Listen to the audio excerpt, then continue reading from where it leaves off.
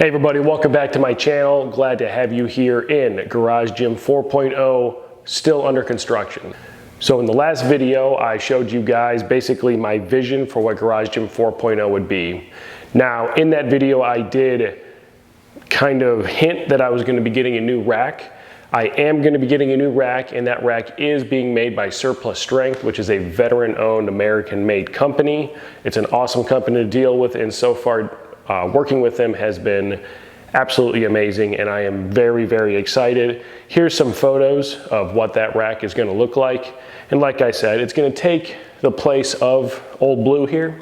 It's just a matter of time to get it produced, installed, and again, looking at mid to late July for that. So for now in 4.0, what we have is Big Blue. Now in this video that you're about to see, you're gonna see me build a leveled platform. You're gonna see me paint this place, and I'm gonna give you just kind of like a kind of pan shot, if you will, of what it looks like right now, because things are still going to change. Painting.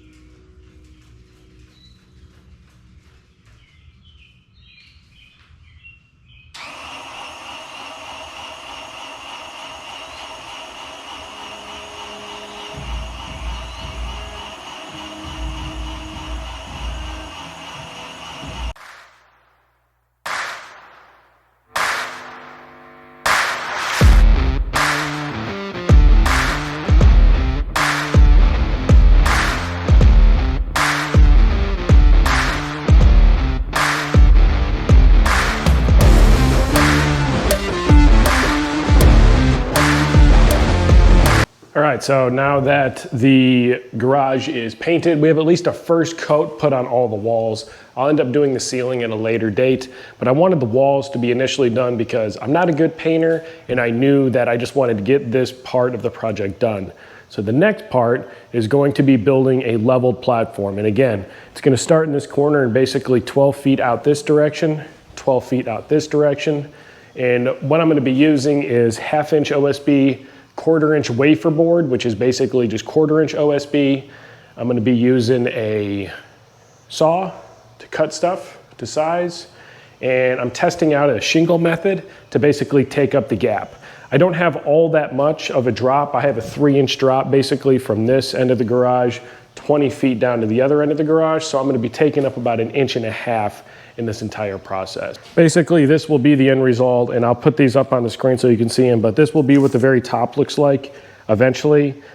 For now, it's just gonna be completely stall mat. I'll be bringing in the plywood piece for the top later, but the top level platform is gonna consist of like these pieces of OSB, and then as you can see, basically starting 12 feet here is where my first layer goes. It's gonna level out with some shingles. Then I'm gonna put a second layer, level it out with some shingles, and we're just gonna see how this works. Honestly, I have never done this. I have zero idea what I'm doing exactly, but I mean, that's just kind of par for the course for this channel. I'm just gonna swag it and see what happens.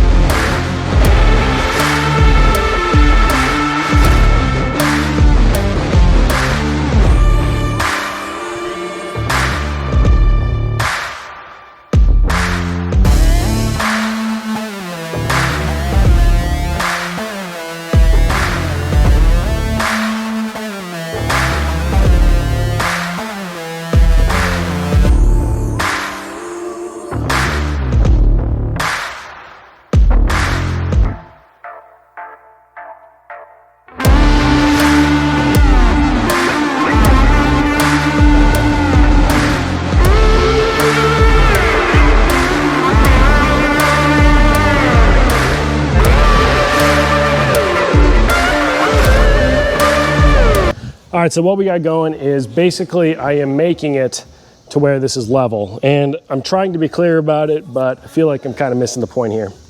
So what I did is I figured out the slope per inch of my garage floor, and the slope per inch is 0.012 inches of drop per inch out.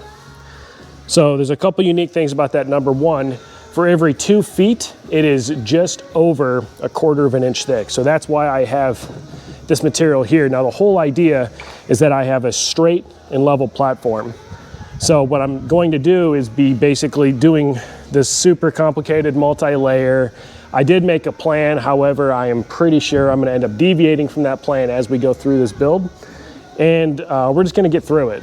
We're gonna see if I have enough material, which I'm pretty sure I do, and see how it goes. But when I put this piece down, that's what you're seeing, is it's gonna be multiple layers. Some of this is me just kind of making it up as I go, and some of it is doing it on purpose. So I'll leave it up to you to figure out when I'm doing what.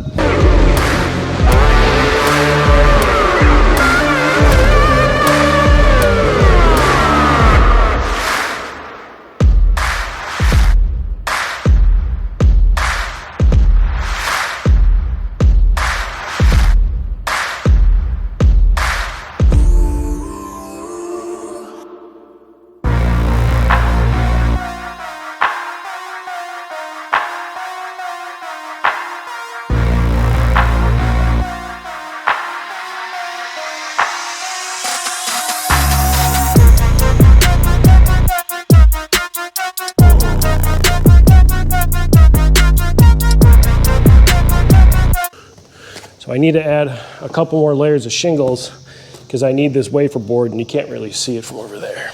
Basically what I need to happen is I want the wood to be at the flat layer, and I want the shingles to bring the wood up too. So I got a little bit of space that I can fill with shingles to get it level.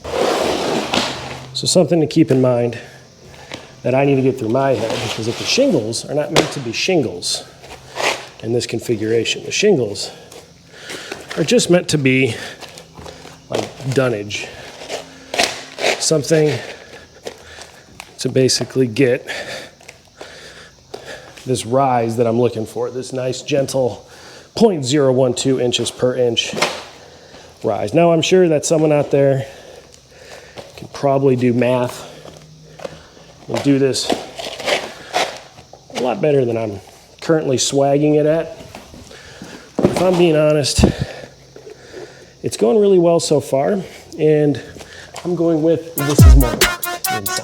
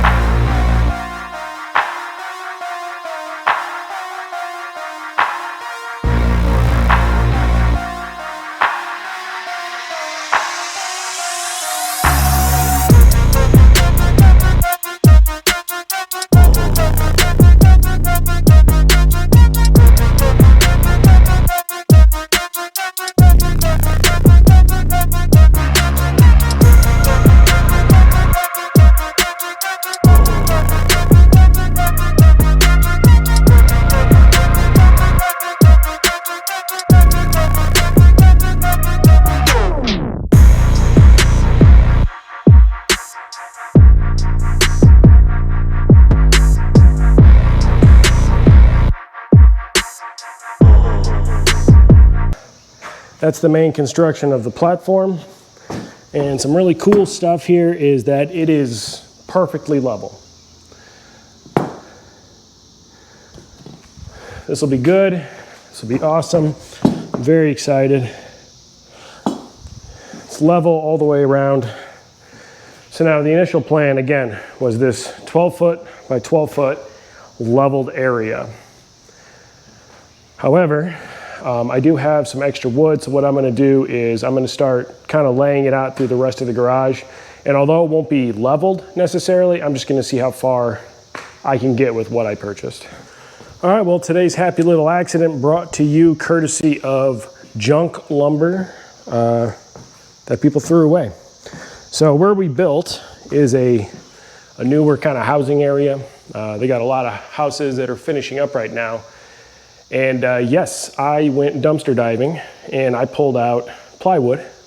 But because I did that, I was able to make the second part of the platform actually with plywood underneath it, which originally the plan was just to put stall mats on the ground. Now, I will say that there is a ever so slight drop from here to there of about a ½ inch. I'm gonna put stall mats over the top of this yet. But it's two leveled platforms. So this one 12 by 12, this one 8 feet by 12 feet.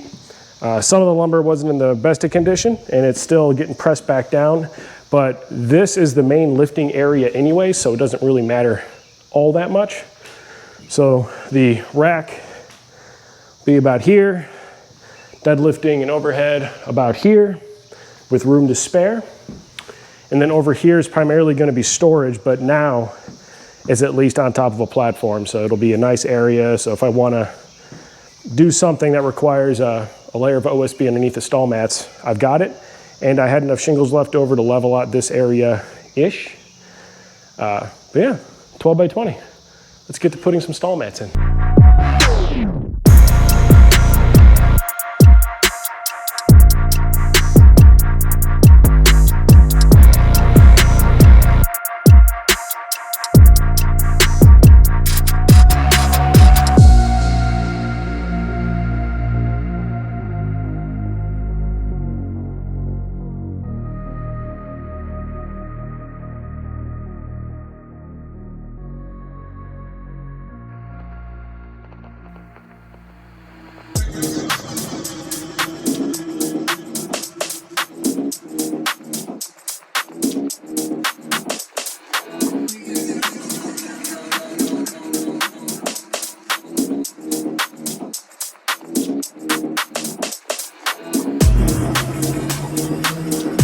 All right, so an overall very happy experience. So again, 12 feet, and it's real close to level. It's a teeny bit off, but it's much better than the floors by itself.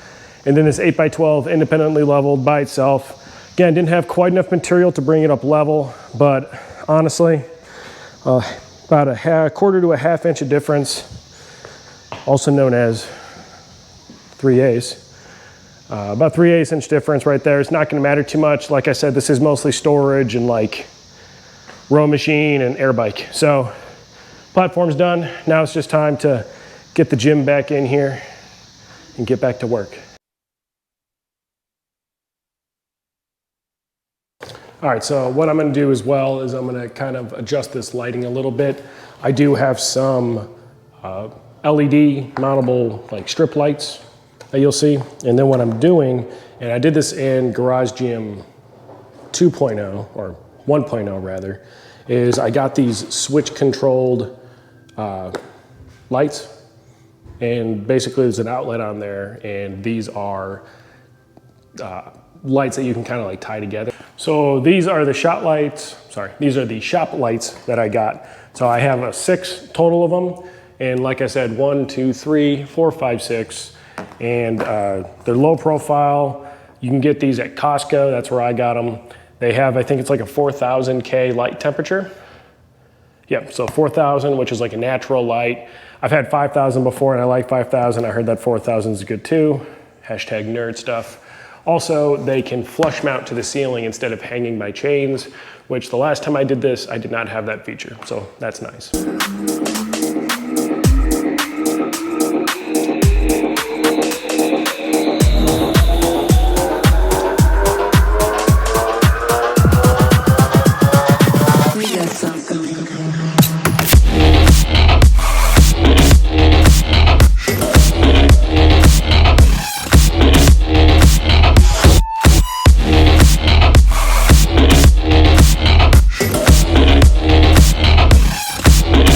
All right, welcome back. Thank you for watching the video. So what's next on the agenda? Well, I've got a whole bunch of barbells laying down over here. I've got a whole bunch of plates laying over here. And this side of the gym that you guys are seeing is actually the clean side. There's a whole bunch of stuff just stacked up over here. Again, a lot of things are going in a very small space. So what's next? In the next video, you're gonna see wall storage, and I'm gonna do a different take on wall storage. I know that lately everybody's been using those metal wall control panels. I'm gonna be going a different direction, but I'll have to have you tune in next time to see what exactly I'm going to do. Hint, it's a French cleat style design. Other than that, in case you didn't notice, anti-35-pound shirts, 35-pound plates are pretty much the worst. And every single time that you allow a 35-pound plate to come into your gym, you are literally taking steel that could have been used to make a 25 and a 10-pound plate. So stop. Just stop the hate. Stop the hate against 25s and 10s. Give up the 35s. They're evil, they're bad. There's nothing good that can come from a 35-pound plate.